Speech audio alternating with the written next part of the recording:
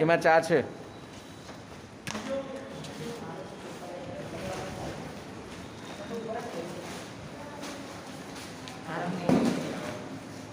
આ મુંબઈ ગુજરાતી સંગઠન છે ને એક મુહિમ છે.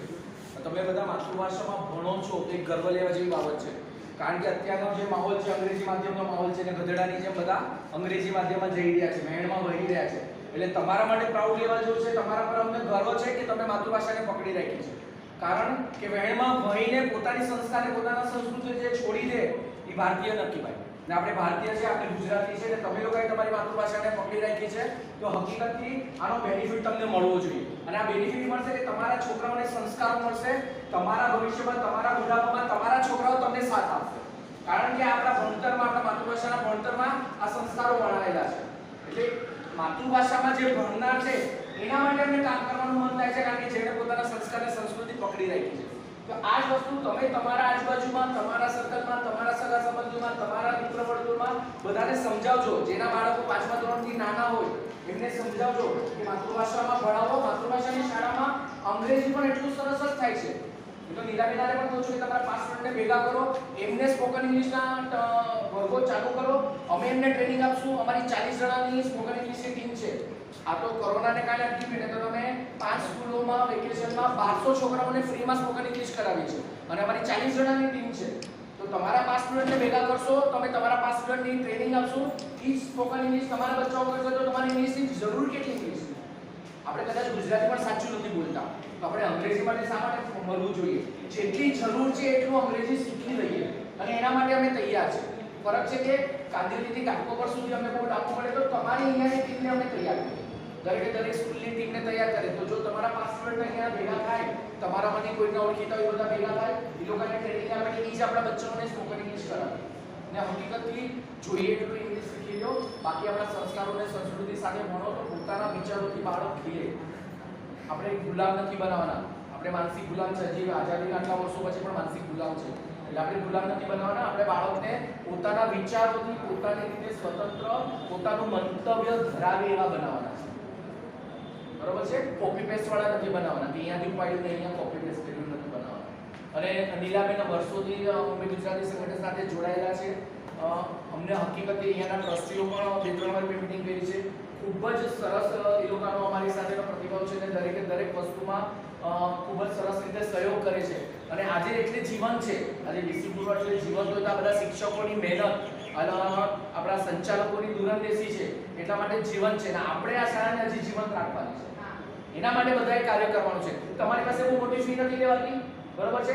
તો તમારે કંઈ ગુરુ દક્ષિણા દેવાની હોય, પૈસા નથી જોઈતા, સ્કૂલને કાંઈ નથી જોઈતું તમારી પાસે, સ્કૂલ તમને બધું જ આપશે. તમારે ગુરુ દક્ષિણા દેવાની છે કે તમારે આ સ્કૂલ માટે એનો પ્રચાર કરવાનો છે. તમારા એરિયામાં તમારે જે ઓળખતા હોય, તમારા મિત્રો વર્તુળમાં બધામાં ફક્ત આ સ્કૂલનો પ્રચાર જો તમે હાથમાં લઈ લો તો હકીકતે આ સ્કૂલ પાછી ફરીથી ધમધમતી થાય કે નહીં? તો આ કામ તમારે કરવાનું છે. આ કામ કરશો તો તમારી મોટી ગુરુ દક્ષિણા હશે. ગુરુ દક્ષિણા તરીકે તમારે આ એક વસ્તુ દેવાની છે. કરશો બધા? પાકો? ઓકે.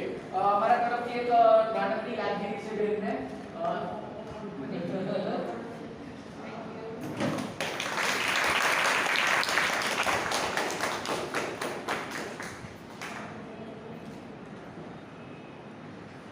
અમે આમાં મારી માતૃભાષા, મારી જવાબદારી, માતૃભાષાનું માધ્યમ અંગ્રેજી ઉત્તમ.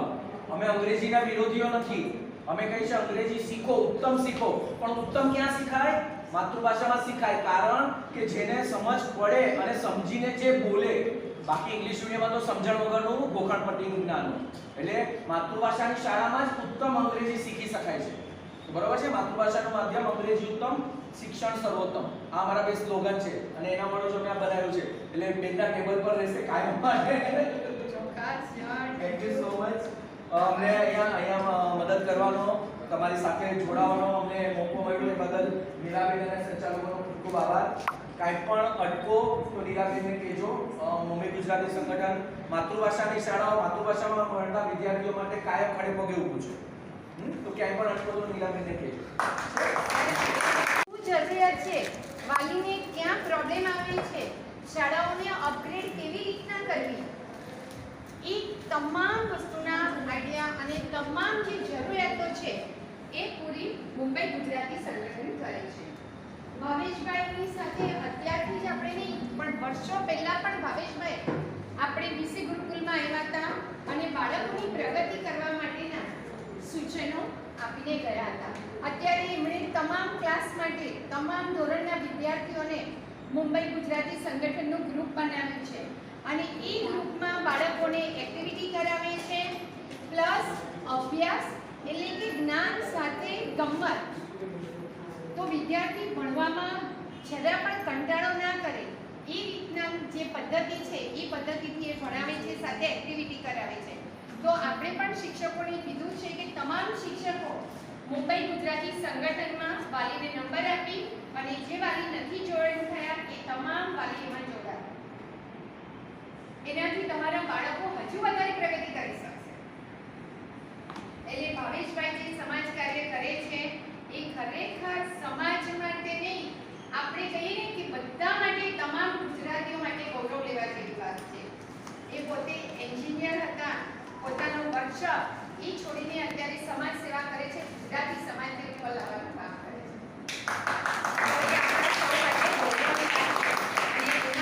આપણી ગુરુકુલ શાળાના જે વાલી છે, જેને ખરેખર જરૂરિયાત છે, એ તમામ વાલીઓને એમણે આજે અનાજ આપ્યું. તો આપણે સંસ્થા તરફથી, શાળા તરફથી, શિક્ષકગણ તરફથી, વિદ્યાર્થીગણ અને વાલી તરફથી હું તમારો અંતઃકરણપૂર્વક આભાર માનું છું. શિક્ષક, વિદ્યાર્થી અને વાલીગણ, શૈક્ષણિક વર્ષ 2021-22માં પહેલી વાર તમે શાળામાં આવો છો તો તમારા બધાનો હાર્દિક સ્વાગત. આજે આપણી સમક્ષ મુંબઈ ગુજરાતી સંગઠન, આ જે મુંબઈ ગુજરાતી સંગઠનની શરૂઆત કોણે કરી છે? ભાવેશભાઈ મહેતા. પોતે એન્જિનિયર છે અને એમણે આ બધું છોડી, વ્યવસાય છોડી અને સમાજ સેવાને અગ્રતા કરી. અને એની અંદર પણ કોને? પોતે ગુજરાતી છે, પોતે ગુજરાતી માધ્યમમાં ભણેલા છે અને એન્જિનિયર થયા છે.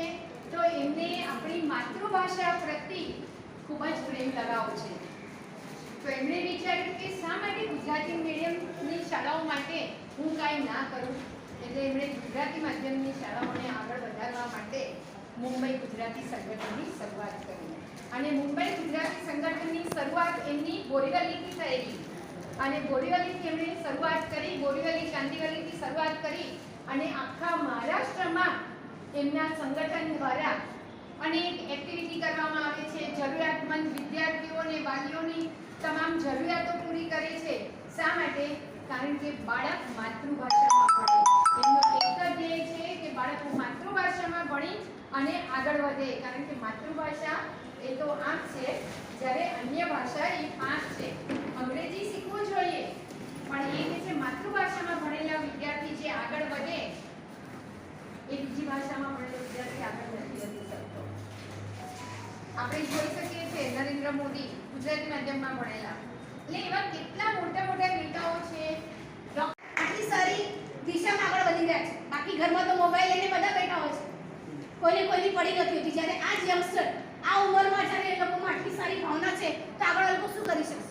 તો બસ આવી ભાવના આપણામાં પણ આવે એના માટે તમને સૌને વિનંતી કરું છું કે બસ તમે આ બાબતો ધ્યાન રાખો અને આપણા બાળકોને પણ, બીજા બાળકોને પણ આપણી સ્કૂલમાં લાવવા માટે તમે પણ પ્રયત્ન કરો. આવી 25 જણાની, આવી 25 યુવાનોની ટીમ છે જે અલગ અલગ સ્કૂલના ટોપર્સ છે. મારી પાસે છેલ્લા 5 વર્ષના 70 સ્કૂલના ટોપર્સનું ગ્રુપ છે. એવરી યર આપણે એસએસસીના સ્કૂલના ટોપર્સને આપણે પ્રાઇઝ આપીએ. એ ગ્રુપને હું પ્રીવિયસ યર્સના બેચ સાથે મર્જ કરું અને છેલ્લા 5 વર્ષના ટોપર મારા ગ્રુપમાં છે ને એ લોકો સાથે હું વોટ્સઅપ પર ચેટ કરું અને એમાંથી બાળકો, આ તો ઘણી બધી સ્કૂલોમાં અમે સ્પોકન ઇંગ્લિશ કરવા જતા હતા એટલે બધા 5 વર્ષથી ઓળખી એટલે બધા જોડાયા છે. પણ એ એક્ટિવિટી જોઈને સામેથી બાળકો આવ્યા છે કે અમારે પણ અમારી શાળા માટે કંઈ કરવું છે અને તમારી શાળા માટે કંઈ કરવું છે. હું તમારી પાછળ ઊભો છું, કરો તમે તમારી શાળા માટે. એટલે દરેકે દરેક શાળાના ભૂતપૂર્વ વિદ્યાર્થી જો જાગશે તો કોઈ પણ શાળા બંધ નહીં થાય. આ લખીને રાખજો.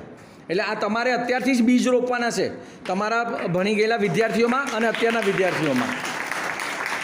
મુંબઈ ગુજરાતી સંગઠન તરફથી ઘાટકોપરની વીસી ગુરુકુલ શાળાના વિદ્યાર્થીઓને અનાજની કીટનું વિતરણ કરવામાં આવ્યું છે, જેમાં 14 અલગ અલગ આઇટમ આપવામાં આવી છે. વીસી ગુરુકુળના 93 વિદ્યાર્થીઓને આ કીટનું વિતરણ ચાલી રહ્યું છે.